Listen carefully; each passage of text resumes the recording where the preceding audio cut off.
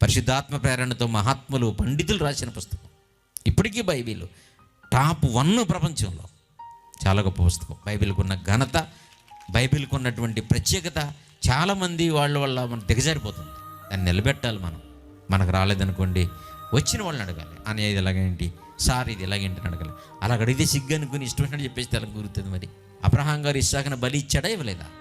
అది కాండంలో ఇచ్చాడని ఉందా, ఇవ్వలేదని ఉందా? ఇవ్వలేదని. హెబ్రీ పత్రికలో ఉంది, ఇచ్చేసాడని ఉంది.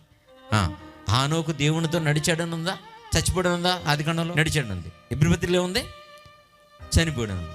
విశ్వాసాన్ని బట్టి చచ్చిపోకపోయినా చనిపోయినట్టుగా, విశ్వాసాన్ని బట్టి చనిపోయినట్టుగా ఎలాగైతే హానోకు అనుకున్నాడో, అదే విశ్వాసాన్ని బట్టి అబ్రహాం గారు బలి ఇవ్వకపోయినా చిన్నట్టుగా దేవుడు కన్ఫర్మ్ అయిపోయాడు. హెబ్రీ పత్రిక 11:5 నిజమైతే, అది నిజమైతే 11:17 కూడా నిజమే. దాన్ని చెప్పండి చూద్దాం.